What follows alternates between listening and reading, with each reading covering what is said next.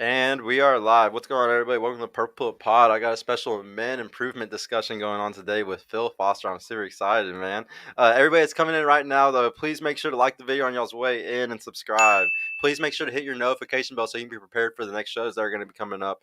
Also, follow us on the podcast Instagram. I got me and him tagged right now on our podcast Instagram, so check it out. We're now live to Twitch, Twitter, Rumble, and YouTube and Facebook all at the same time. If you're a guy that needs personal help and mentoring, or a woman, please hit my link down below. If you need a free call, I'll give you a free consultation, and maybe I'll be able to help you out with my mentorship.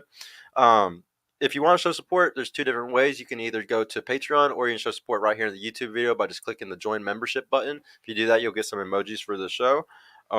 New shirts are out on the merch store, so you can check that out as well. Or you can listen to us on all streaming audio platforms. I'm on all of them, guys. Just don't listen loud at work. Make sure to add the Instagram right now, please. I need to go to that account and go add my boy right here. If anybody needs any media marketing help, I'm helping out on YouTube channels or any business in the local Dallas area. If you need media marketing, hit me up. I'm doing very good deals on posting on your Instagrams or social medias or YouTube or anything. Way cheaper than most people are able to do it. So please hit me up. Shout out to my producer tonight. It's me, Mr. Producer. Let's go. But yeah.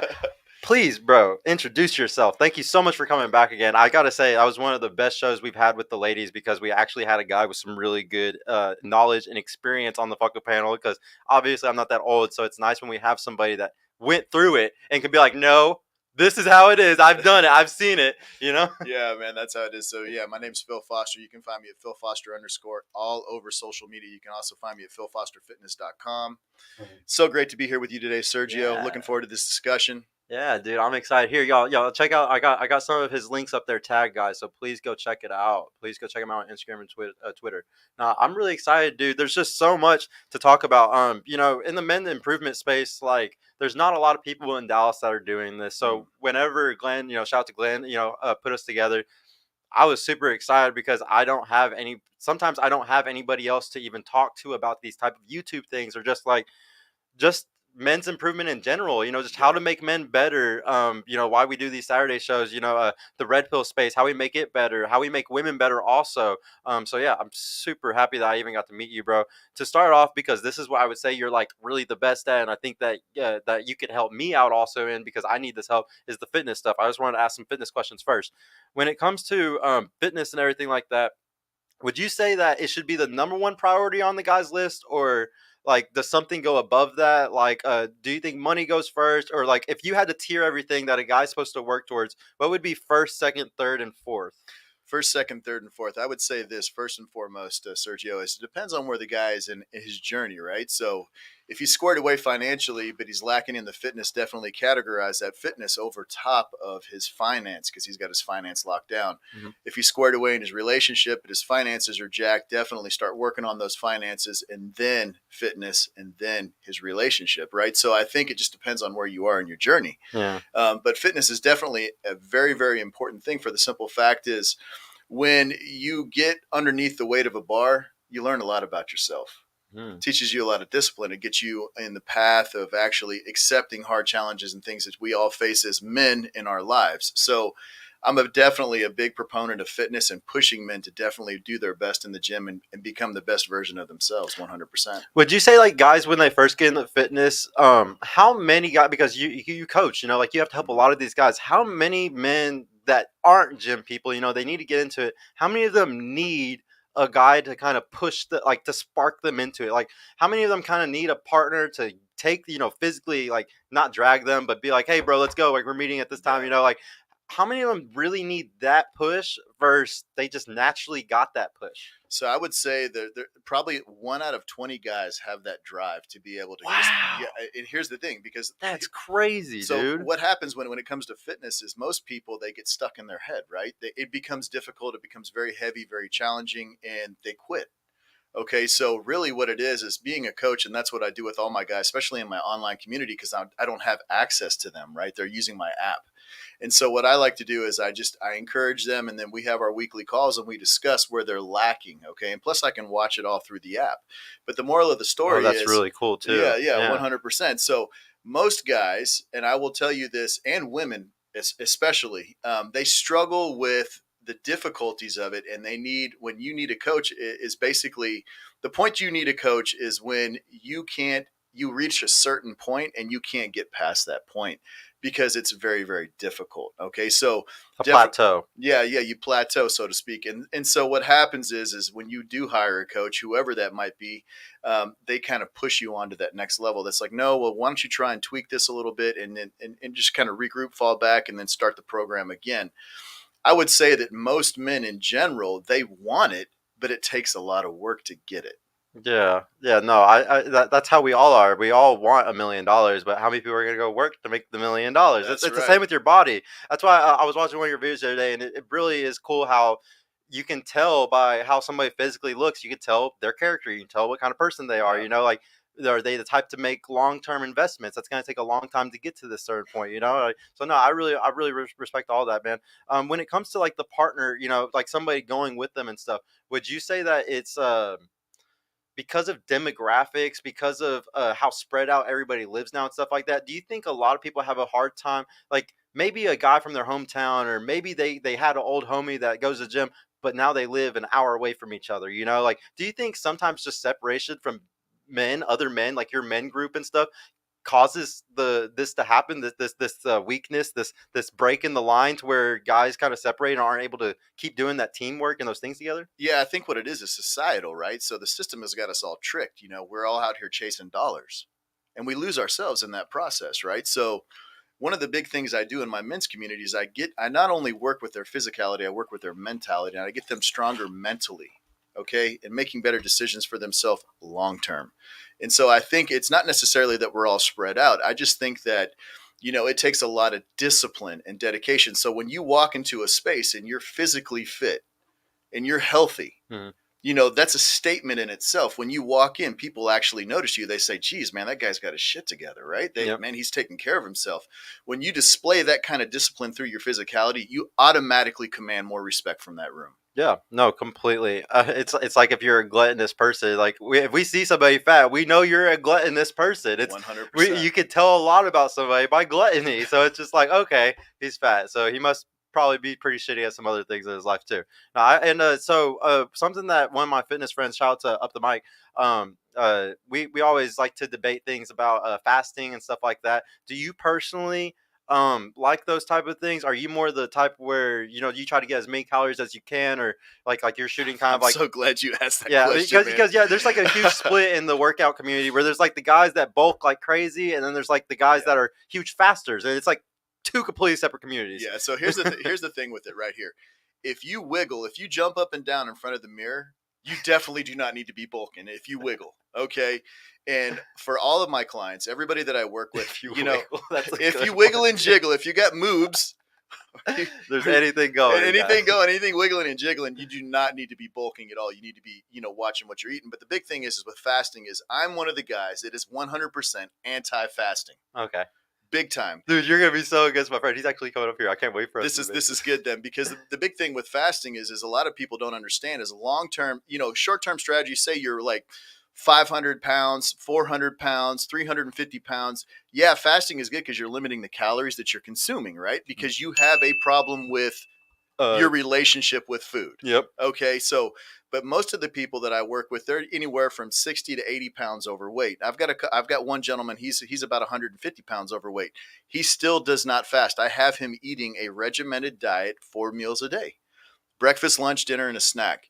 It's important for people to understand that when you fast long term, you retard your metabolism. I will argue that point all day long with everybody. You literally tank your hormones long term. You also retard your metabolism. What does that mean? Do you mean like you suppress it down to where like you can get to a point where your metabolism is so low that you can only have like it's just making it lower and lower and lower, and then by the time you're really old, you'll have like a very low not metabolism. even not even really old, bro. What it is this: when you fast repeatedly for many, many, many, many months, your body starts going into survival mode. It's like, hey, I'm not going to let go of any more energy on my body because why? I'm not being fed. Hmm. So it attacks the muscle. It starts chewing on the lean muscle tissue, okay, because it needs that Needs the nutrient. energy, yeah. Yeah, and so the moral of the story is When you take a guy, and all of my clients, I'm telling you right now, all the clients that I work with were fasters. Hmm. And they're like, man, I don't understand it. I was losing weight and then it stopped. And I'm like, yeah, it's you've retarded your metabolism. Guess what I want you to do? I want you to eat carbohydrates for breakfast. Yes, carbohydrates. That's crazy. Yeah, Yeah, I want my because it needs they need energy. That's right, man. You got to have the carbs in the morning, man. That fuels the furnace, man. That gets your metabolism stoked up. Cleaning up the diet and quit eating a bunch of trash and actually being intentional with the relationships you have with food Hmm. and understanding why you eat the things you eat. And once you deal with those issues right there, Sergio, what happens is you start to change physically and mentally at the same time because you start recognizing and seeing the actual transition in your body. You go, man, I'm losing weight again. Man, I'm eating more food now than I was when I'm fasting, and I'm losing anywhere from 1 to 2 pounds a week. This is Because it's friggin' like great. more nutrient dense foods and stuff. Absolutely. Okay. Prioritize protein, control the carbohydrates to the morning time, and just keep the fats in the evening. Okay, so I like that. I like the idea of the carbs in the morning. Just so why the fats in the evening though? So here's the deal. The way your body works is, it prefers lipids. Okay, that's its preferred energy source. So here's the deal. In the evening time, you're at rest. You go to bed. You don't need fast burning energy, which is carbohydrates. So you prioritize protein and fats in the evening. And what happens is your body has that sustained energy to keep your metabolism stoked while you sleep. Oh, Okay, so there's a lot of guys out there that are going to say, "Oh, reduce the fat." Now, if you're trying to cut to get on stage or something like that, heck yeah, we're going to cut the yeah, fats out. yeah. We're going to reduce things. But for But normal people. yeah, for normal people, the average everyday human being, and I'm going to say 95% of the American population right now is overweight, and they are trying to go about this whole process of losing weight the wrong way. Yeah. No, I see. See, so I'll be honest. So I'll be a contrarian a little bit. I really, really liked when my friend, he showed me all the other guys that are big. There's tons of big people that talk about the fasting thing. And once he showed me all that and stuff, the reason why it resonated heavy with me was because it was natural to me as a person. So like my friend who I'm talking about, who's the trainer up the mic, he had an overweight issue as a kid. Like so, he's always been overweight and all this stuff. And now he's super lean as hell and he looks really good and all that. But like the reason why, like I remember I asked him on an interview on my show, I was like, what did you used to eat for breakfast? And he said, oh yeah, every morning I'd wake up and make two big egg sandwiches, and it's like so for me personally, every morning when I woke up as a kid, like my parents didn't make breakfast ever. So like my girlfriend, she loves to make breakfast, and it's so weird to me because like we only had breakfast maybe every Saturday, like on the weekends maybe. Yeah. But for the most part, there was never breakfasts every day. It was like maybe you'd get a Pop Tart or something. Like maybe I would have some type of just something like. But even then, I would usually skip it and I would just eat lunch at school or something like that. And so it's always been extremely natural to me. But what he told me was that I like there's a gene that like it makes it to where like it's based off your metabolism basically he was saying that like my metabolism is I'm naturally very suppressed. Like I'm not naturally the type of person where I constantly want to eat. I don't know how he explained it, but he used like a really technical term for it. I would say that you're hyper efficient. You don't put weight on easily, correct? I don't at all. There you go. So your body is hyper efficient. The problem with most people in America and in Western culture in general is they are completely inefficient in the The way they're. opposite. Yeah, 100%. And it's just through the food abuse that they've encountered in their whole life. You mentioned Pop Tarts, horrible food. Yeah, I know, sugar. Yeah. Fast food, sodas, alcohol. All Yeah. of these things play a part in why people look the way they look today. I mean, people are so inherently lazy, they would rather go through a drive-through and eat trash than take the time to intentionally make a healthy meal at home. Let's grill some steak. Let's grill some chicken. Mhm. Let's grill a piece of fish. Let's have some broccoli or some vegetables in a salad. Mhm. But no, it just can't be the salads, Sergio. It's got to be the salad with the croutons, the grated cheese, the blue cheese dressing, the Mhm. bacon bits, all this other shit on top of Yep. it, right? So Yeah. so it's All just that sugar. all that trash. You Yeah. know what I'm saying? So what I like to do is I get all my guys to eat as close to whole as possible. Yeah. Okay, and so like when I say carbohydrates in the morning, I'm talking like oatmeal, maybe some a piece of toast or something like that with some eggs. You don't have to you don't eat trash. You still eat relatively clean. It's just you need to have some carbs in there, man. Yeah. Well, so whenever we get into these discussions, sometimes it gets down to like how much, especially for me, how much is genetic and how much do you think is the environment, like what we eat and everything like that? Do you think a lot of people that are overweight today, is it their environment? Like they wake up in the morning and Oh, America teaches them to instantly eat a fat breakfast or the sugary breakfasts. Like, do you think it's like those habits or is it their genetics? man, that's one of the best questions I've ever been asked, Sergio, right there. All you have to do is get on Google and look up. I'm telling everybody right now, get on Google on your Sauce. phone and pull up a picture of the beach in 1970. Mm, Nobody was fat. exactly. So it's 100% environment. So, but there also is a genetic side to this whole thing. What you do is you actually, through the food abuse that you're encountering through eating this crap food all the time from the industrial food complex, you're actually changing your genetics, man. You're Hmm. actually training your body to become more and more inefficient. Exactly. Yep. It's No. crazy, man. Yeah. Yeah. People really don't realize it. Another thing, shout out to Andrew Tate. On the interview, he was talking to PPD about how his diet is nothing but nicotine and what was the other thing he said? It was like Nicotine, and onions, coffee. yeah, Yeah. nicotine, coffee, and onions. I Yeah, think he's yeah, like raw onions yeah, and, yeah. and But beef. but but but he was talking a lot about just a shit ton of beef too. Yeah, Yeah, but he does the stupid fast thing also. But he was he was really dead set on his testosterone levels are high, and I mean it must be the caffeine and the nicotine. And it's just like, do you think stuff like that? Like, do you think Tate is the way he is because he sit there and chiseled himself through so much stuff to where his body is like it's like my dad used to say this. There's people who are out in the farms, like Mexicans out in the farms, and they're working all day long picking fruits or whatever it is, and smoking cigarettes all day, but they don't get cancer because they're working it's like they're sweating it out, kind of, or something. Like they're working that bad stuff out of them, because they're doing so much. Do you think that he's kind of one of those, or like you can kind of work some bad out of you? Like I don't know. Like I don't know how to explain that, but yeah. I don't think you can necessarily work bad out of you, but I think Tate's just a friggin' animal. yeah. Okay, Do you think it's a genetic thing though? I think he is definitely very blessed genetically. I mean, both him and his brother are very handsome guys, Yeah. and they've taken And they good. said they don't take TRT too, I think, or Yeah, maybe, or I think he said that he doesn't. yeah, and so Yeah, he said he has a natural testosterone level that's high, and he thinks it's the nicotine and caffeine. yeah, and so like definitely caffeine and nicotine are definitely nootropics for the body, 100%. I chew Nicorette and I drink coffee. I drink coffee and I drink water. I don't drink soda. I check that. I have an occasional diet ginger ale. I like a ginger ale every once in a while, but I don't drink alcohol. I might have like a half a glass of like a $750 $1,000 bottle of wine Uh huh. every once in a while for Yeah. a special occasion. But I don't drink alcohol and I don't eat fast food. I don't eat trash. And the moral of the story is all of these things in our environment, all of the food that we're eating from the industrial food complex, and you guys can look this up. Look up the company Cargill. I'm dead serious, Oh man. yeah, I already know They, what you're about to they're say. they're they're in control of almost every food conglomerate in America. Well, let me tell you something. All those chemicals that they're adding to processed foods are changing your biology 100%. And people are just getting fatter and fatter and fatter. I mean, look at women in general. Yeah. In your lifetime, I mean, the average weight of the American woman now is like 168 pounds. That's the average median weight of American women. So crazy. So when you see a woman like Lana or Christine that are sub that, they're an anomaly. They're literally crazy. Yeah. It is insane like that. And so the thing is it definitely is environmentally driven, but people have actually changed their biology from the food abuse. Yeah, no, I really like to get into the food stuff. If you don't know, I grow a lot of food. That's actually something I'm very good at. But I actually got an argument with one of my friends last week who did my show with me on Saturday. Shout out to Chris. We were talking about vegetables. Vegetables don't like to be eaten. Like they actually put off certain chemicals and poisons. Because they don't want to be eaten.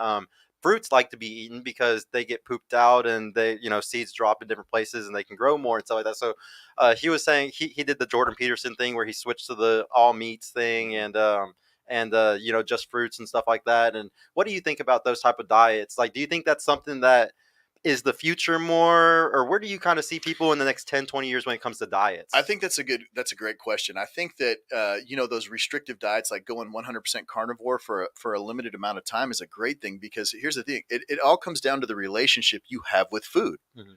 A lot of people have horrible relationships with food. Facts. They have zero discipline. They have zero drive to be the next best version of themselves because they are 100% lazy. So like when you go on a restrictive diet like carnivore, like I'm going to eat nothing but meat, what that does is it removes all the toxins and trash from your body. But what happens when you come back off of it? It's not a sustainable long-term thing. Now there's some anomalies out there. There's people out there that will actually do it long-term and they can be successful. But if you look at them, their bellies are distended. They don't look real. They look healthy, but they don't look healthy. You know what I mean? Yeah. They have that distended look to them. Yeah. And so I try to discourage everybody that I work with and I deal with to say, hey man, you were put on this planet to eat everything, Yeah. eat it all. Yeah. My dad used to always say something. Too much of anything's bad, and too little of anything's bad. Amen to that. Like that woman died from drinking too much water. She was trying to hold her wee for a wee like 10 years ago. She was literally trying to, like, it was one of those it was in a mall. She was trying to win a competition of who can drink the most water. She drank like gallons and then died from it. So Holy yeah, shit. even water can kill you. Yeah, that's People really don't understand how there's extremes to anything. Like there's some medicines, guys, where the smallest amount of it, does nothing or can kill you. It's just everything's way different. Like some things are super dangerous on a very small scale, and some things are very dangerous when you take a lot of it. Like everything's different though, but you need a little bit of all of it. I truly believe. Like you can't sit there and not eat certain things and then only eat certain things, because then you're gonna build up those things in your body that might be too strong in just that one thing. I feel like that's how a lot of cancer, like, this is just a theory of mine, that a lot of cancers usually start from just an overconsumption of something. Like I feel like they like milk, or they like something a lot, and then after 50, 60 years, that thing built up so fucking much somewhere, and those cells mutated and changed. yeah, It's yeah. just The like, biology changed, yeah, and it triggered that gene in their body, and then boom, there you go. yeah, no, it's crazy. It's interesting. Whenever it comes to like fitness and stuff, would you say, like, for me it has always been something on the back burner, and I'll explain to you why. Though I see fitness as a privilege. Now don't get me wrong, I could definitely wake up an hour earlier every day. I could definitely go and make certain moves to do some stuff like that, but my priority my whole life has been, I got to make like there's only one priority. Like, and basically for me, the reason why it's always been is 'cause I'm competing with my father. My Mm, father's a hyper successful guy, and it's just like I need to catch up to him. I mm. need to do whatever it takes to catch up to him. And he's also he's a fitness guy too. Like, he's actually takes care of himself. Like, I just didn't get that from him, I guess. But like when it comes to money, it's just like I'm constantly in a competition of, all I care about is money. I do not give a fuck about how I look, like, at all. I used to be a very strong Christian, and Jesus never put up a different PR, so it never made me want to put up a new PR. It's just like there's certain people, and like I really love Carl Sagan. Like my biggest people that I look up to in my life is like Michio Kaku, Carl Sagan, Neil deGrasse Tyson. Like these people that are like astrophysicists and scientists. Like that's what I always was in love with, and none of them are putting up PRs or anything. So like, but today, there's a lot of kids that, because of Instagram and the iPhones and internet and stuff, vanity is really big. Like you don't want to look up to somebody who looks like me. It's like guys want to look up to like the nice, like, looking chiseled guy and stuff like that. So like I get it all, but sometimes I feel like it's a privilege thing. Like not everybody can. So like I have broke friends who go to the gym all the time, but they also live at their mom's house. Yeah, see, Like, that's an imbalance, right? But yeah, I will tell you that your physicality leads your mentality, man. yeah, 100%. Now, once again, I'm going to say this: you're an anomaly. yeah. The average guy in America can't afford not to go to the gym and not watch what he eats because they're 30, 40 pounds overweight. Well, I wanted to bring up the gluttonous thing also. See, so I think we have a gluttony issue today. Like, I think that there's like an issue of, just like how there's a greed issue. Like people are greedy as hell. Like companies wanting billions and more dollars. Oh yeah. There's people wanting to, eat when they don't need to. So I don't want to sound mean here or anything, but I don't like professional bodybuilding. Like I have a friend who actually passed away. Okay, and it was because he got into doing steroids and he got into all that stuff. He didn't end up dying from the steroids, but he got into drugs because of the steroids. So Okay. it was like a two-part thing. So, but he ended up dying. Okay. And I still kind of blame like him going into that industry and him kind of getting into all that. And even my friends that like really got into it and stuff, they all did it out of insecurity. Like they did it because they didn't want to fight anybody ever again. Like they wanted to be that big scary guy so nobody would ever fuck with them again. Like it was always for these different kinds of, it was always kind of from a place of insecurity. It wasn't because of they were trying to actually be masculine strong men or represent other, or like try to lead other men in better ways. It was like it always was coming from a place of insecurity. And I forgot why I was kind of coming back. I was talking to my friend for a reason. I can't remember what we were talking Did he about right die before. from like a stroke or a heart attack, heart failure? No, like he died from a drug overdose, but he got into the drugs because Okay. he started doing the steroids, and that was like the thing that like put him into doing the drugs. Also, it was put him around the people that were doing the reason why I was bringing this up was I was bringing up gluttony. Okay, Yeah. so like I think even a bodybuilder, when I see those big chiseled ass dudes on a stage, I don't see somebody that's happy and living their life in the best way. I see somebody that's actually very gluttonous and is probably really depressed too, because not all of them are super happy. I've met multiple guys in that industry and they're not happy. They are actually extremely insecure. They're actually going through a lot of stuff and they don't talk to people about it because they're known as that guy. They'll come and talk to me about it because I'll listen to it, but most of their friends and stuff in the gym, they wouldn't talk to them about that stuff.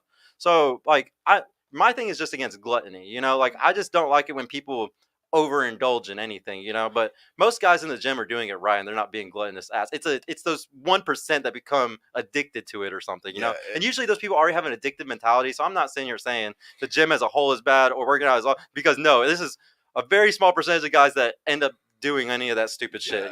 I will tell you that ped use and things like that. If you're a professional athlete, and for this is for your viewers as well. I mean, here's the thing. If you have intentions in competing, the judges want you to be as big and as scary looking as you possibly can be. So I will tell you that if you're going to build that cabin, you definitely need to do it under the watch of a doctor, because you can hurt yourself definitely long term. You can screw yourself up big time. You have heart failure, stroke, well, all kinds of things can happen. The thing is, I think when guys get into bodybuilding and they want to compete, I mean, that's just what they want. I don't necessarily think it's a gluttonous thing. I think that you can, like we were talking about earlier in the stream, you can overindulge in anything. Yep. And so people get fixated on, hey, I'm going to win. And I'm going to win, and that's the end of it. It's kind of like you were saying earlier in the stream that, hey, I'm very money motivated, and that's all I think about is making money. Mm-hmm. You know what I mean? So would you consider that gluttony? Oh no, it's greedy. Okay, it's definitely greedy. Yeah, no, I have a greed issue 1,000%. Yeah. And so that's the thing. You're a highly money motivated individual, and so these guys that are involved in bodybuilding and act in that certain manner, I would say that they are very, very motivated to be the top dog on the stage, and you're absolutely right. A lot of those guys have a lot of issues. They have a lot of emotional issues and things like that. But there's a lot of people that don't, You know what I mean? There's a lot of quality guys in that industry as well. I will say that, steroid use, PEDs, whatever you want to call it, I mean, it's just part of the game.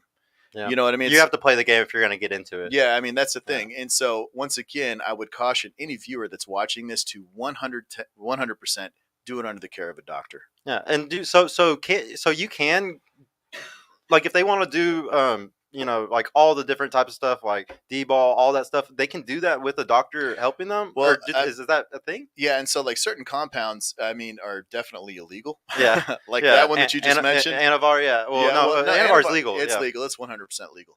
But the thing is like there's certain compounds out there that are legal, and they're considered dangerous. They're very powerful, and so a lot of guys, when they get into that industry, like bodybuilding, what happens is they think that more is better.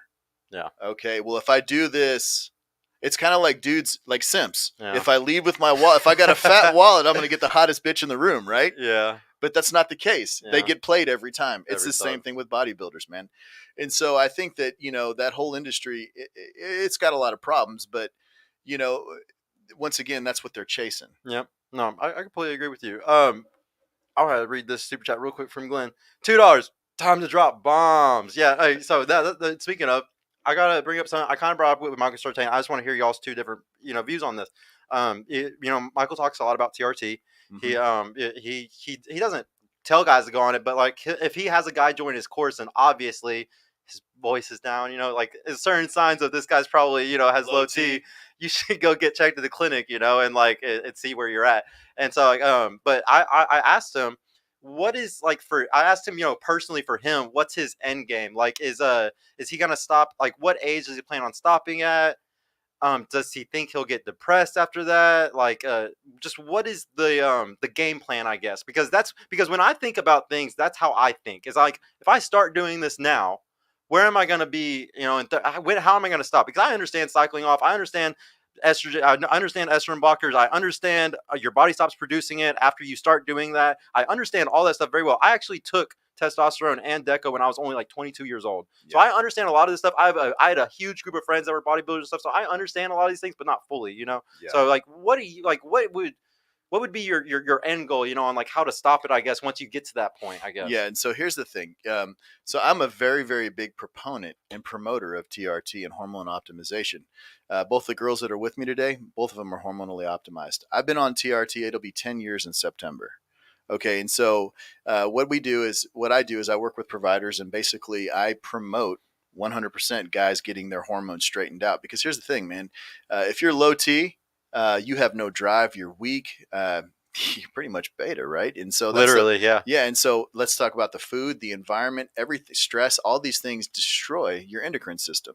So the end game is once you start dealing with people that are looking to get their hormones optimized, is that you have to kind of assess, okay, well, how old are you? And let's get your blood work done. Okay, yeah, you're definitely deficient in testosterone. Your estrogen's up. Okay, so let's correct that. One thing when you decide to get involved with that is it's a long-term strategy, right? So this is a life-changing thing. TRT is not steroids. TRT is a Yeah. therapeutic dose, Yeah. okay, of a xenogenous hormone Mhm. that brings your T levels back up to the appropriate level. Now you have a lot of guys that they cruise and blast on testosterone replacement therapy. They'll jack their stuff up, 200-300 milligrams a week, and then cruise back down to their normal dose. Okay, and so is that abuse? Is that steroids? Is that cheating? I mean, that's up to you guys to decide. For me to say 100% that I think every man on this planet needs to get their blood work done regularly, and I'm talking like once every 6 months, because the simple fact is if you're low T, you aren't leading your family. If you're low T, you're beta, man. You're going to get pushed around, man. Period. You're going to be fat, soft, and weak. Emotional. Yeah, yeah. And so when you're out of whack like that, that's what happens. And so that's why Sartain definitely promotes that for his guys that are in his course or in his little community there, because the simple fact is if you're trying to build the well-rounded man, Mhm. okay, then one of those aspects of being a man is testosterone. Mhm. Like you said on Wednesday night, we have 17 times the amount of testosterone in our system than women do. Mhm.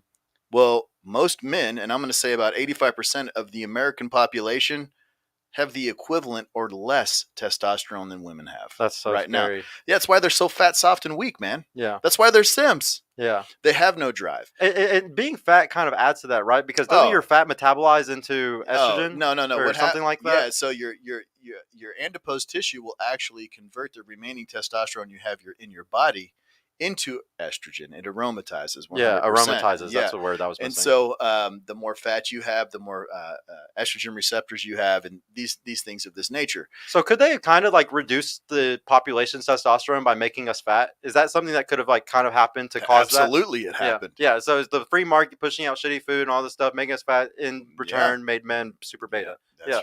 Okay. But I was asking though, like, what's the end game for you? Like, when do you want to stop? Do you want to take blockers when you stop? Are you going to cycle on and off? Like, is there an age where you're just like, I'm going to stop at this age? here's the deal. As long as I mean, you look at me now, I'm in really good health. Yeah. Okay. I'm 49 years old. Hmm. Okay. I got the strength of, I'm strong as fuck. You know what I mean? I'm Yeah. healthy as fuck. The moral of the story is when these two throw dirt on my box, that's when I'm done. Yeah, you're not okay. See, I like that answer. See, I don't like an answer when like Michael was kind of talking about like stop it. It's just like I just think if you do it, you just keep doing it Yeah. And until so you're done. it's a long term Because I'm commitment. not going to be depressed at 80 because I decide to stop No. this. Like I'm not playing that game. That's No. just that's my mentality towards it, Yeah. and that's why I asked that question. Is because yeah, if I started, I'm not going to stop. Like that's just the way I see it. I'm not going to be depressed. Like you got me fucked up, No. especially once I already started it. It's I don't know. Now here's another layer off what me and him talked about. He talked about how he really thinks that there's going to be a push to remove guys to be able to go get testosterone and all this stuff because they want to make men even more weak and shit. They're gonna make it to where y'all can't stick yourselves anymore. You're gonna have to go to the clinic or something. He's saying that there's gonna be certain pushes for these type of agendas probably in the future to make men even weaker. Oh, it's already happening right now, I my didn't know that friend. was already happening. The DEA and FDA have already changed the law on telemedicine. So that's what I promote is telemedicine. Yeah. So guys that take care of themselves at home, they have an online provider that they deal with, and so they've already changed the rules. Now you have to have a provider in the state that you live in, Okay. and so that law just came into effect at the end of this last year. Okay. Yeah, Okay, and I know a lot about that. A lot of my friends started getting into TRT over the last since COVID, and it was because yeah. like they opened up the ability to do that. Just get it Yeah. like through the video. Yeah, and so that's the big thing. So they're already doing that now. Oh. And so what's going to happen eventually is you're going to have a bunch of guys that have been on hormone replacement therapy, and if they do continue to change the laws and make it tougher, they're going to go to the black market. Let's just face it. Let's be real. And now you have a bunch of people out there treating themselves without the care of a doctor, which nets what? Trouble. Trouble, death, all types of bad Yeah, shit. Yeah, yeah, you and stick so yourself in a blood vessel. yeah, and so the thing is like the thing is that that's a horrible thing to do. And so like providers, they're working diligently. The providers that I'm working with, they're based in Texas now, and so like on my website, I used to do hormone counseling. I'm taking it down because I get people from all over the world that want to get their hormones optimized, and I can't help them You can't anymore. find people in every place. Well, it'd be a lot of work. It's impossible, man. Yeah. I can't help them. So like back to that, you kind of brought up right along what I was going to ask. What I never asked Michael, but I thought about afterwards was, so the guys that are in that situation who are on TRT, we're just going to say in an imaginary world, something like the government pushes to just get rid of, there's too many Makes it a strong Schedule men. 1, yeah. Yes. Yeah. Makes a Schedule 1, does something like that. Do you think all the guys that are on TRT are either going to, well, you kind of already answered my answer, are they going to go to the black market, or are we going to go to politics to fix the fucking problem? Because this is something that I hate about the men today, is we're avoiding politics like it's something that's just not worth thinking about. And it's just like, when that moment comes, you're right. There's black market, but there's another choice that we're just completely giving up on. And like, it really bothers me because it's in all aspects. It's not just the TRT thing. It's in every aspect. We avoid politics, Yeah, I would agree with you on that. I think that, it just depends on the current administration and their policies. I mean, before this current administration, the policies were in place to where we could, treat yourself and things were good, and right now it's not so much the case, and so you're absolutely right though. We all do it. I avoid politics. I don't even watch TV. It's not fun when you're trying to make money to think about politics. There you go. It's not fun. Yeah. And so like when I look at politics, I'm like, geez, I don't even watch the news. I don't pay attention to it because no matter what they're doing, I'm on mission over here. Yeah. I don't care what they do. I am still going this direction. No matter what you do over there in Washington, I am going over here. Yeah. I don't care about you. Yeah. Until it actually affects my day, I don't give a fuck. There you go. And so a lot of people are like, well, how can you live your life like that? And I live my life very directionally for that reason. Yeah. No, it's very easier too. It's just easier to live your life that way than having to worry about a bunch of other people's problems, because it's hard enough to handle your own fucking problems or your own family's fucking problems, let alone a whole country's or something. I really, so correcting it in Washington would take, I mean, I to be honest with you, Sergio, I can't even answer that question. What it would take the right politicians in position to put bills forward to get it passed, to get it changed. I'll tell you a prediction I have. I think Wes Watson, all these big Brandon Carter, all these big ass dudes, millions of followers, tons of and everybody knows they're on gear or they're on TRT or some shit. Those guys, if that shit happens, they're not going to sit there and talk to all their millions of followers, say, y'all need to go get it on the black market. I think they're going to take a step up. And I think that they're going to go into, I think that would be the start of a bunch of very masculine men's political careers. Yeah. Because a lot of them would finally be like, you know what? This pisses me off enough to do something about it. Yeah, let me fix this. Yeah, and I think, honestly, and when Michael Sartain brought that up, that was the epiphany that I had in my head was, I can't wait for that moment to come. I can't wait for them to actually try to outlaw it, because I think a bunch of men are going to stand up and say, fuck you. You're not going to fucking do that to me. Because there's a lot of men that are hyper masculine, hyper strong men, and it's because of the TRT right now. They're not going to give it up. And I think that that's the one war that we're going to finally stand up and fight for. Yeah, and so, like, but see, you can see what they've done to the last masculine president that was in place. Oh, shit, yeah. I mean, when you put it that way, it's scary. I mean, I'm not trying to scare you, but they dropped they dropped him in the grease. I mean, yeah. So like, it does come down to I still, a lot of people, like, especially Michael, disagrees with me on like the Overton shift. Have you ever heard about the Overton shift? How it always goes left. So like, we're always going to go move more left. We're always going to do these things. The only time the Overton window ever went to the right was like in Iran in the 80s, I think, where it kind of went super liberal and then went back red kind of. And so a lot of people don't believe it's possible for us to keep going hyper liberal like this, and then all of a sudden we're going to become conservative again, and like women are going to keep their blood closed, or like men are going to be able to have more privileges or better marriages, or like we're going to change the laws in this better direction for both of us. Like, a lot of people have this super nihilistic mentality that this little 10% chance of happening over here is never going to happen. And to me, it's like, I don't care if it's fucking 10%.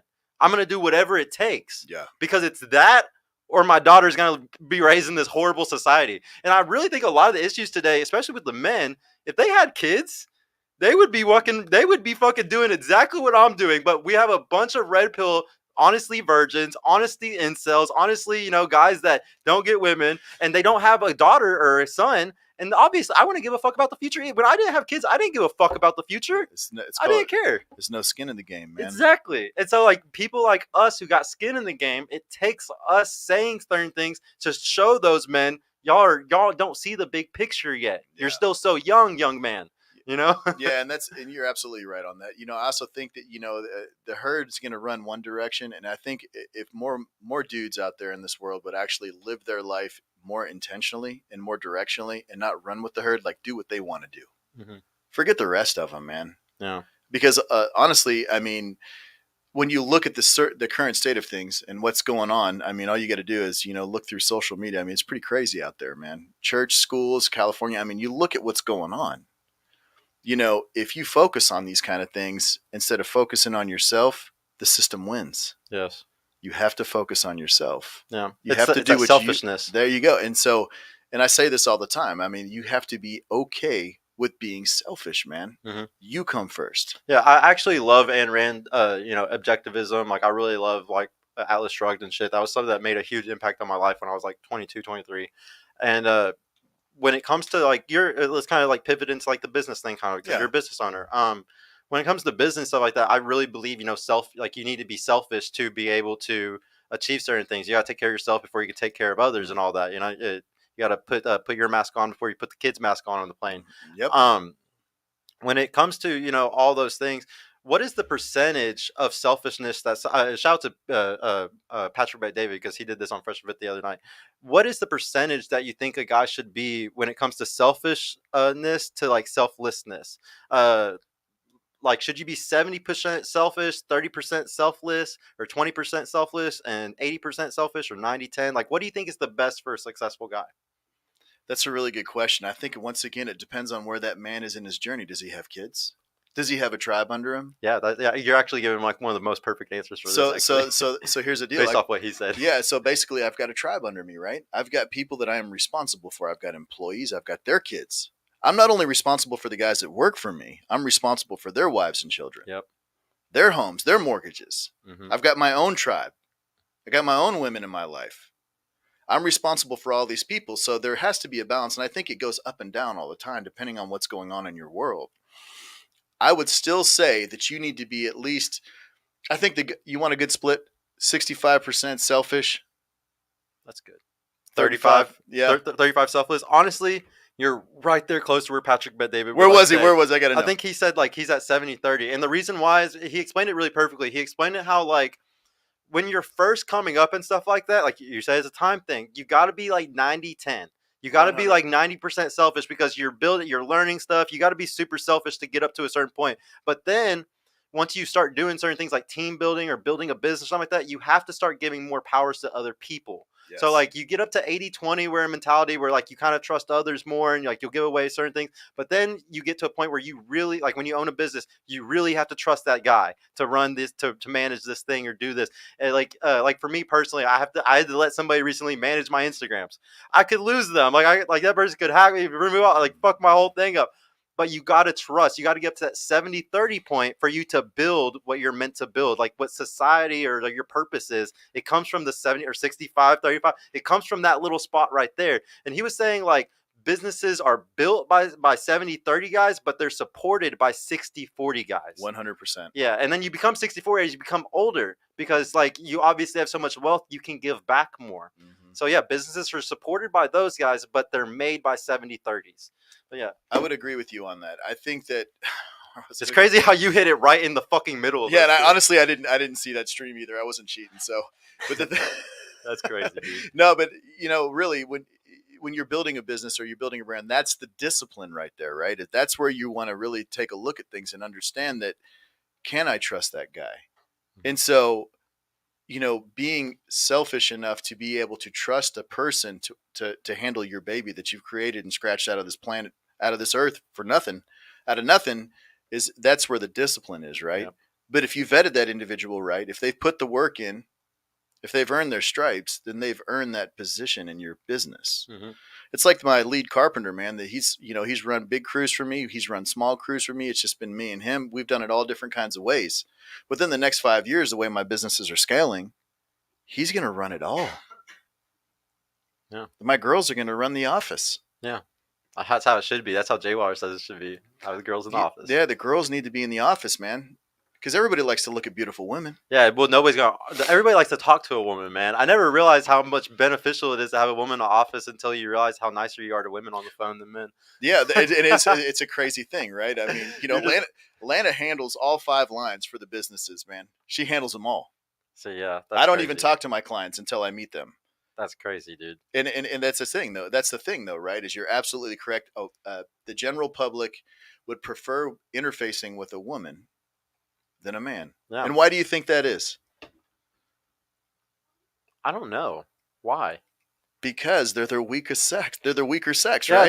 I know she's not trying to hurt me or finesse me. Like I feel like I know that I can trust her. Now, if like, you're trying to date her, she's gonna finesse you. Yeah. Well, as we know, how are women? It's they're covert and we're overt. Yeah, 100%. Yeah, we know how they are. Glenn, thank you for the $2, bro. Phil, make sure you do his push-ups. Fuck you, Glenn. I did not do them today. I did them yesterday, asshole. $2 from Glenn Lawrence. Phil, make sure you do your workout. I did with you. Hey, man, I'm definitely. I got some cash flow coming in, guys. I've always said this. Like, I bring this up to my friends a lot. Like, so I've been part of the Red Pill community for like a good year now, in a Discord of nothing but guys from Fresh and Fit. They're all Red Pill dudes. They're all on their fitness shit. Like, that's what, if they suck at money or anything else, there's one thing they got going. It's the gym shit. You know, like, I call some of them gym cells because even though they fucking gym cells, actually, I've never heard that before, dude. Even though they still go to, even though they look sexy, they still can't get a bitch. So like, I still make fun of some of them for it, you know. And it's just like, when I get roasted constantly by them for it, but like I have this like ego, like this confidence, just like I still get more bitches than you. Yeah, it's like it's something that like I really ride on. Not needing, and I always tell them like, here's the thing: I took working out very serious at a younger age, like 22, 23, and like I went through a phase, and what I came to a conclusion in that phase was I can do this way better when I have way more money, way more time, and way more just time and just money to do it. And I told myself, when you're in a better position in life, do it. Do it right. Do it like Christian Bale does before a movie. Do it like the rich people do it, with a good cook, or like you're eating good quality foods. You know, this is why sometimes I consider it a privilege, because it's like sometimes I'm not able to buy the expensive fucking meats from Whole Foods. You know, sometimes I'm not able to I'm running low on time. I have so much work on a day. It's like, okay, I only have 15 minutes to go to this gym, and like I'm already super tired. I've literally been running around all day. I don't know. There's just like, to me, it's always seemed like a privilege for me. I don't know why. But see, then you're imbalanced though, Sergio. Think about it like this, bro. It's not necessarily that it's a privilege. It's something that's a necessity. Okay, to be a well-rounded man, you need to have the physicality, the mentality, and the finances. Yeah. Need all those things. Yeah, I totally agree with that for sure. You know, so and once again, you have the cheat code. You have an efficient body. You don't get fat. You know, a lot of these dudes are out here. So that might work if you're a leaner guy like Sergio, but if you're fat, you're screwed. Yeah. If you're fat, dude, you got to prioritize that fitness. And so when you have more time, there's never going to be more time. Yeah, I could see that too. Because there will never be more time, Sergio. I'm realizing that now with how business works and stuff. Yeah, I'm never gonna have the time. There's never. But the big thing though, I still consider it though. Like, my big thing is doing it the right way. Mm-hmm. So like my problem is I've seen.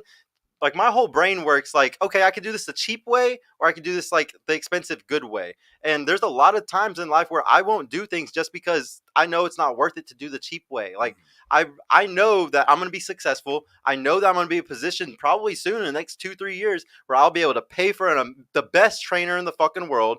I'll be able to fucking also pay for a boxing gym class, or I'll also be able to, get the best foods physically possible. And that's like, my brain is set on, let's get to fucking millions of dollars and then do it that way. Like, I don't know why, but that's just the way my brain works. And like, that's what I keep telling myself. And maybe that's all cope. Maybe I'm going to get to a point where I'm a millionaire in 2 or 3 years, and I'm not even going to do it because like I'm still going to be too lazy to want to do it or something. But that's the thing, right? That's the thing, right?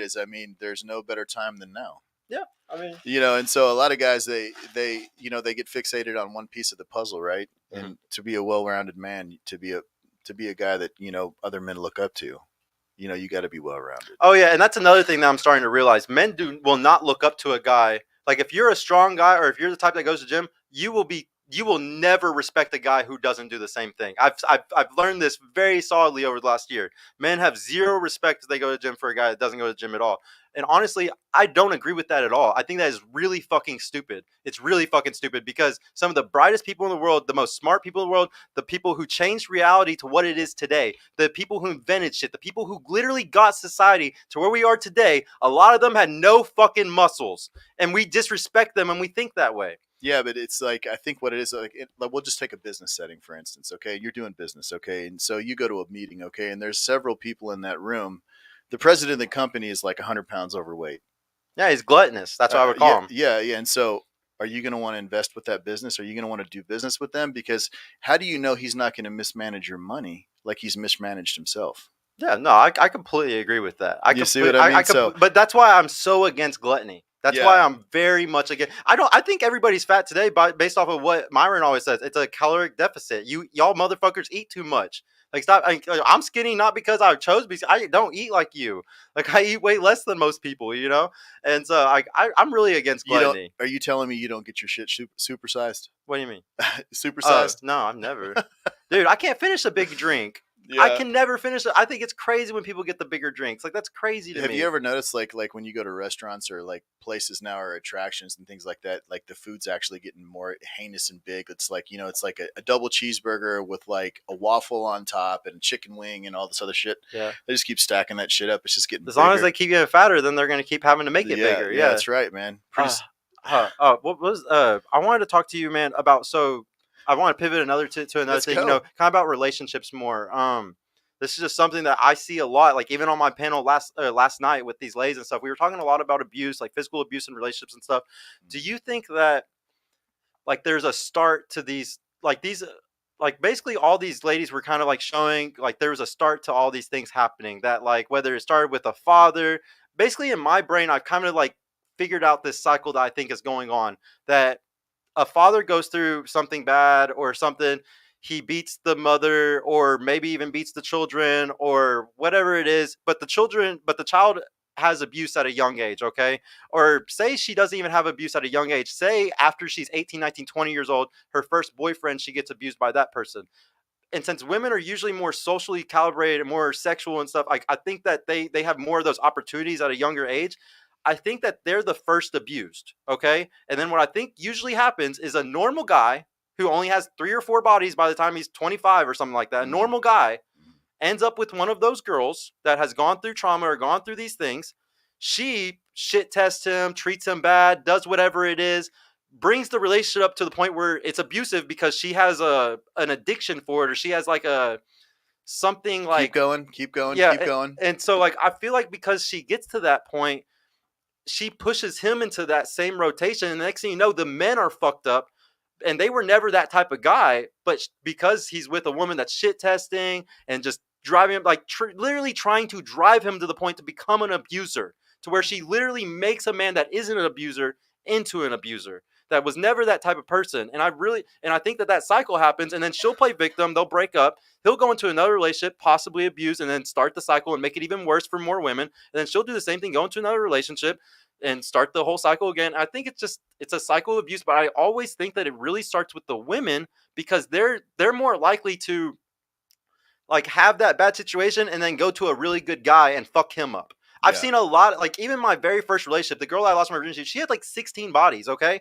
Obviously that girl was fucking crazy. She was like 17 years old and already had 16 bodies. Like obviously she was crazy. Obviously she had some trauma and stuff. She put me through hell. So I really think there's this giant like cycle of trauma that goes on, and it starts with bad women hooking up with a normal guy, and then they fuck him up, and then it just makes the cycle just keeps even rolling. Yeah. And so I will tell you this: a man will change in a relationship based on one word, and it's called respect. Once he feels disrespected, once that flip is switched, like through shit testing or constantly just going down the rabbit hole with her because of the damage that she's BPD or whatever the heck, whatever her issues are. Yeah. If it's a constant disrespect, of course eventually he's going to he's going to change. Yeah. He's going to be a different human being. I would agree with you that there's a cycle there. I think that most women in general, especially modern women, do not understand what a normal, healthy relationship is. I think what happens is these girls end up with guys and they aren't happy in that situation, but they don't have options. So what do? They shit test, they complain, they start all this shit going this shit storm in the relationship, and then boom, you add alcohol, you add drugs, you add no money to the situation because he's a brokey, Yeah. and then there you go. And then you have violence. You have all that It crazy just shit. it just goes, and it just goes. Yeah. So also when it comes to like the violence in a relationship, the MLD, got a lot of shit for saying like women need to endure. And like I heard him on a stream the other day, and he was like kind of going into more details about the endure thing. And he was like, I'm not saying for a woman to stay with a guy after he fucking knocks her the fuck out and stuff. And like what he was kind of describing was he was like saying like really extreme things, like saying, a woman shouldn't endure like a guy that beats the, like literally closed fist, like Yeah, gives her a black eye type of shit. But it was kind of like he was insinuating, but she should be able to endure something if it's not like that. Would you say there's two completely different kinds of abuse? Like, and I even commented this on Pearl's thing and got a shit ton of likes over this because, and a lot of women like this, so I'm guessing a lot of women experience this, that I think there's two different kinds of abuse. There's that abuse where a guy fucking knocks the fuck out of a bitch and fucking gives her a black eye where everybody can see it. And then there's like the guy that doesn't do anything, like he does the most he can without hurting her very badly. Like he's very upset, but he's never going to fucking knock the shit out of her like she's a man. absolutely. So there's two different kinds of categories of it then. 100%. And so like are those two completely different guys too? I don't think this is necessarily two different guys. I think it's just that escalation. I think it starts as, I'm going to do everything I can without knocking the friggin' dust off of her. Yeah. And then it can evolve into that. And then it's like, I've been lied to. I've been cheated on. I've been disrespected. Boom. It's over. Yeah. But like in Pearl Street, she was like, all these girls are saying they've gone through all this trauma and all this abuse. I don't see y'all having a bunch of scars or anything. And that's when I tweeted that. It's like, well, yeah, because I think there's a huge difference between like a guy that slaps a girl or like pulls her hair or something compared to like a guy that fucking knocks the shit out of her. Yeah. Yeah. I don't know. And do you ever think that there's like cycles of like manipulation in these type of things, like where a woman like literally like tries to make these things happen? Like do you, like this is something that I never talk about on the show, but I've just yesterday I was thinking all types of crazy shit. I was watching the episode last night. I was like, oh my god, this is so many crazy questions that nobody talks about. Like all like the details of who starts the abuse, how it started, like just the little intrinsic things of who's really starting those issues and what's causing them, I will say this, that women will either put you on their roller coaster or you can put her on yours. 100%. They like that ride, man. They want that excitement. And if they it's crazy, but it's true. I'm dead serious, man. So you can either put her on your roller coaster on your terms, or you can ride on hers. And let me tell you something, hers is going to be a lot more scary than yours is. You know what I'm saying? So I think that's how that evolves, man. Yeah, it all comes down to being stoic. It all comes down to passing the shit test, like not doing anything. Yeah, but see, here's the thing. You can only pass so many before you get tired of her. But see, so where's the limit then? So the limit is, hey, 1, 2, 3, 4 shit test. Hey, do I really love this person? Do I want this person in my life?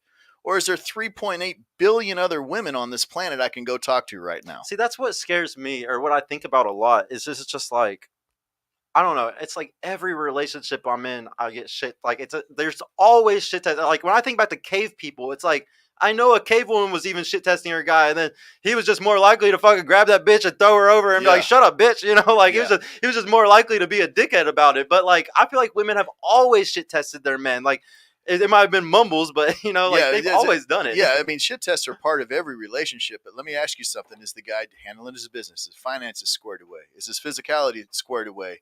Is his tribe secure? Is everything done that he's supposed to do in that relationship?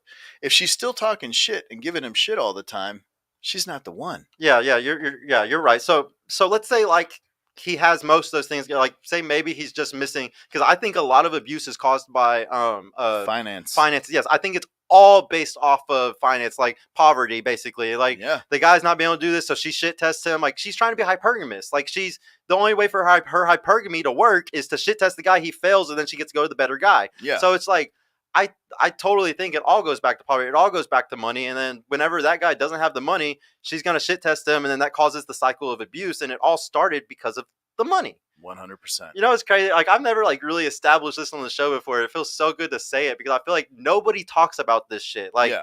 and it's a huge issue that's hush hush.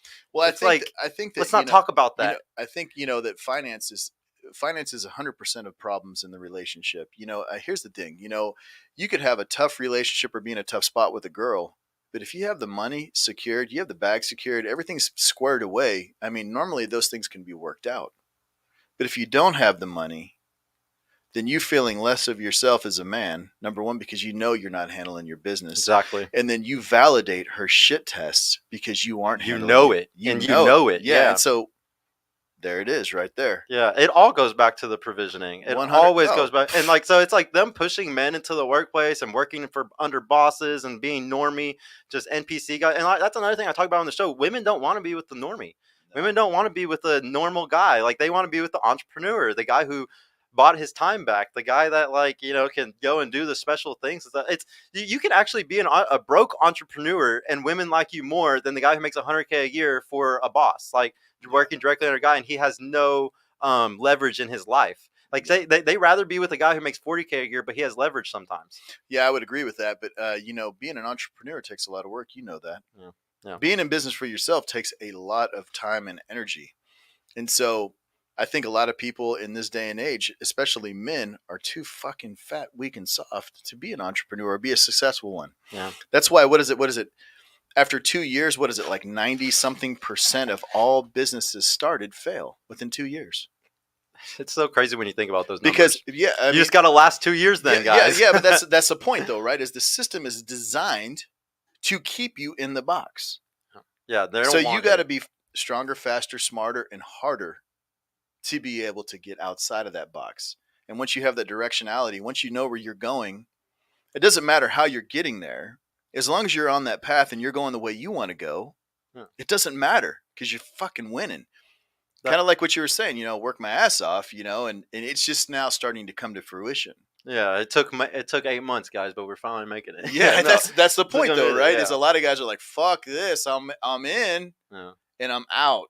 My out stack is bigger than my in stack." Those liabilities versus wins, man. That's where it's at. Yeah, so that kind of brings up something that I'm really interested in. I really think a lot about the like wealth gap difference between like the older generation and the younger generation. Like my father, the opportunities he had because he was able to capitalize on the housing crisis, getting all those foreclosures between 2010 and 12 whenever they were like really popping off. That was an opportunity that I never had. I graduated in 09. I didn't have a good enough job to buy anything like that. For guys in my generation that are getting stuck at these different jobs that maybe won't raise them up to 100K a year, or they're getting stuck at just that maybe, or they just didn't have the same opportunities as like my father, or say like you're a bit, like, can people still make construction businesses easily today as 20 years ago? Is it harder? Dude, there's guys like me in this market here in Dallas Fort Worth that are going to make it hard on you. Oh wow. But why? Like, what do you mean? Why is that? Because I want the market. Okay. I don't want you to have anything in the market. Yeah. But the moral of the story is that's what it's all about, man. There's blood in the water when you're talking about business. I think that you're a little skewed, though. Most guys, how old are you? I'm 32. Okay, so 32. Most guys your age make under 50K a year, bro. I didn't know that. I really didn't know that. Yeah, there's the wage gap from 50 to 100. I mean, the numbers go down exponentially. That's crazy. So from 100 to 500K, from 500K to $1 million, $1 million. The big jump is that 500K to $1 million. Yeah. In revenue a year. That's the thing, right? It's most guys, even in my demographic, you're never going to make that kind of money working for anybody ever. Period. And so, like you were talking about your dad and his opportunity, like, hey, the housing market happened in 2010. He picked up all these foreclosures in one. Well, you're forgetting the 20 years of hard work before that date. Yeah. To put himself in that position. To be prepared, like you gotta. What do they say? Preparation. Yeah. Yeah. I can't remember. I can't remember, but I know what you're saying, Sergio. Yeah. That's the thing, right? Is most guys they don't have the discipline to get in that position to be ready for it. And number two, they don't know how to look at a market and say, okay, we're headed to a bad place. Let me go ahead and get in position now for when it hits the shitter in 4 years. So people in my generation, we just need to work hard and be prepared. So if we do get another housing crisis, if we do have an opportunity, we better be fucking ready for it. Yeah, Yeah. that's a thing. And I agree with that completely. Yeah. Yeah, quit competing with your neighbors, man. Yeah, and we're never going to be able to beat our parents. Sadly, I'll never be able to beat No, my dude, father. you will never save your way to wealth like that ever, because the simple fact is that time has come and gone. Like, my father's in the same position. You know what I mean? He's got like 3 retirements. You know, I mean, it's insane. The amount of money that he makes in retirement. Yeah, just from interest, yeah, or just from owning shit, yeah. Yeah, and just, you know, all of his retirement's pointing to him. I mean, he's got like 5 revenue streams. Yeah. And he's friggin' retired. I'm like, dude, when's the last time you balanced a checkbook? He's like, we don't do that. What do you think is like the end game? So like, I really love a lot of people don't like capitalism today, you know, but I really love capital. I love free market. Hell yeah. I really believe in you know, Ayn Rand's objectivism, and just when it comes to, I just see free market as a double-edged sword. Like it's a double-edged sword. Like, if we're gonna go to the fucking moon, we're gonna go to Mars, like we're gonna be able to go and get the fuck off this planet because of it, but we're also going to beat the fuck out of ourselves while we're doing it too at the same time. We're also going to fuck shit up at the same, like, it's a double-edged sword. Like, there's no perfection in free market. It's just like, there's a lot of bad, but a lot of good that's going to happen too. And when it comes to that though, what do you think the end, like the end mark or the end game is? Like, we see how much money's being printed right now. Like, we're both people that love free market and we want this to keep going. If anything, do they need to change some policies on the dollar printing? Do you think that all this conspiracy shit's going to happen with the Davos group? And do you believe in all those type of things? Or are you the type where you're just going to keep on your path? Like, I always believe, like, I'm always looking 20, 30 years in the future, but I'm prepared if something happens in 2 years, if the world ended, you know? I'll say this, you know, I can recognize what's going on. I mean, I've ran my businesses since 92. Okay. Yeah. So that's a minute. Yeah. Yeah. And so I can see what's happening. And then I also see, you know, I saw what happened in 2008, 2009, and 2010. Do I think it's like that right now? Me personally, I'm not feeling. I don't like think that. so. No. You know, I will tell you that. I mean, there's a lot of fear mongering that goes on. Yeah. Especially in the news and things like that. If you focus on what you really want, though, in this world, Sergio, and you really focus and home in on that, it's going to happen for you. I commit to doing this and doing that, and that's what I commit to, and I win. You know, I don't really necessarily pay attention to what's going on the sidelines, because I'm in the field and I'm playing my game to get to where I need to go. Yep. We all have to play the game. We're all stuck in the matrix at the end of the day. Yeah, but see, capitalism, you know, people talk about capitalism and how it's so bad. The people that are talking about capitalism being so bad are driving through Starbucks in an electric car with their iPhone. With their iPhone. And what's like the latest craze for shoes right now? And these younger kids, what is it? Yeezys. Right? Yeah, Crocs. They got some freaking Yeezys on. You see what I'm saying? And it's just crazy, right? Yeah. So it's like, dude, you're participating in this. Yeah. Quit crying about it. Yeah. What it is they don't want to do the work. Yeah. They're lazy.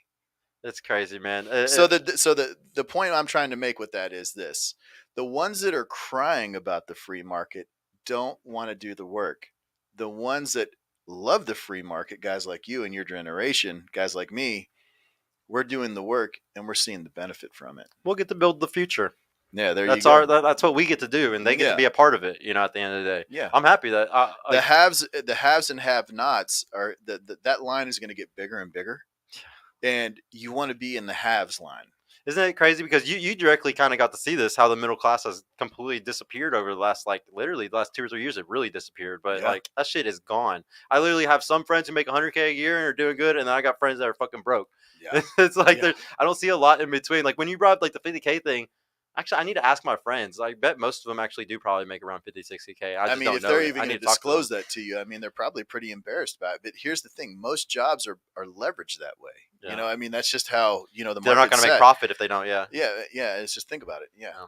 $5 from Glenn. Sign up at philfosterfitness.com. Yeah, everybody check it out for all your fitness needs. One-stop shop for coaching, meals plans, and hormone therapy. Guys, I'm going to be actually checking out a lot of his stuff because he gave me a bunch of samples of some of his powders and shit. I can't wait to try this shit out, man, because honestly, I don't have any of that shit in my house, and I need it to inspire me. Yeah, I really believe that, it's about just having the things there to, push you to do it, kind of, whether it's a friend, Whether see, like I live away from all my friends now. Like one of my main friends that I would love to work out again. I play paintball a lot. Like I used to play competition baseball, and I would always work out with him when I did.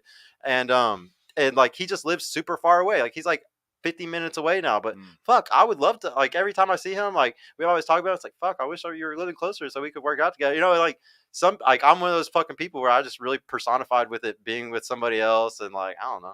It's like a Yeah. fun. I made it like an activity for myself. Glenn, thanks for the shout out, bro. Yeah, dude, I really appreciate you, Glenn. Man, I'll definitely. I gotta give you a call later, actually. I got to get on Rule Zero next week, I guess, and give him like some beefy super chat because he's been blowing you up this. I know, dude. He's been. Hey, yeah, We've I been need to hooking it give up. you. I need to hook you back up, bro. We got to shine him up a little bit. Man, dude, thank you so much for coming, dude. I cannot say thank you enough because, like I said, we're building the greatest team. Really, a lot of people in the U.S. or just across the world in the red pill space, they really don't understand what the fuck is about to go on down here. No, man. We're about Texas is about to fucking take over, guys. Y'all have no idea of my plans and what I'm trying to do. Like, I'm gonna build an actual, really strong group of guys that actually is about fucking change. Because a lot of these guys in this space, bro, are fucking women, dude. They literally care more about how they look, what other people think, all this stupid shit instead of actually changing and actually like being men that are on their purpose and actually trying to meld the world. Like we complain so much in the red pill space when we were supposed to be the guys that solve problems. We're supposed to be problem solvers, and that's what we're gonna do here, man. I'm so happy to have you on because like this is you're like one of those guys that has the full package, you know. I can't wait for you to introduce me more to guys like this, and we can have even more of a big group like this. And guys, we're gonna be having panels with him and hopefully a bunch of other strong men from Dallas. I'm really excited about what's coming, bro. Yeah, we're gonna This build is the something future. great. Yeah, definitely, man. And it's great to be around guys that promote masculinity, right? Because that's a dying thing right now. It's scary. I Dude. mean, yeah, it is really scary. And so when you get guys like Sergio or Glenn or Rule Zero, any of these guys, the Dragon Ship, any of these platforms that promote masculinity, man, and you know, you're absolutely correct. A lot of the guys in the red pill space are pretty feminine, man. They're lurkers, man. They listen to the content, but they don't apply or put the work in. They want somebody like you to come along and say, okay, he's got a podcast. He's on the Purple Pill podcast right here, right? Mm-hmm. And, you know, if I listen to Sergio, it's going to be like osmosis. I'm going to just like develop into this well-rounded guy. No, dude, you got to actually put the work in, dude. You need to go to the gym. You need to approach women. You need to get your finances in order. You need to get yourself squared away. You need to become a well-rounded man. And that's the problem with the red pill space is it predominantly started with what? Pickup. Yeah. Okay. Yeah, getting girls. It was just picking up chicks and whatever, and then it kind of went into the men's self-help community kind of thing, and you know you get the Mano Swamp and all this other stuff going on. The problem is that instead of focusing on content creators, and I'm going to use this time real quick, instead of focusing on content creators that you believe are really good content creators, why don't you really actually take a look at who they are as human beings? Because some of those content creators, they do not have your best interests in mind. They're hoping that you will lead with your wallet because you're a simp. I'm just being real. It's so fucking true. Dude. And that's the big problem I see with the red pill community is I see a lot of guys getting a lot of misinformation from guys that do not actually live the life. So be selective on who you consume the content from and who you pay. Yeah. No, I completely agree with you. I think that's who's real and who's fake. Yeah, I mean, there's a lot of fake out here, so y'all got to pay attention. Like y'all really don't understand how good the finesse game is today. Like, and everybody's doing it because money is hard. And like, once you like, guys, if you were a big person in the red pill space and you were making stupid money during the pandemic, okay, because there was so much influx of cash in, everybody was spending money on all types of shit, everybody was up. Imagine if you were up really big. Imagine you were up real big, like $1 million or $2 million or something. And then right now, everything's not good. You're not making as much and stuff. What are they going to do, guys? They're going to put out more bullshit. They're going to put out even more shit to get y'all to still come in, even though they're not still doing it like they did a year or two ago.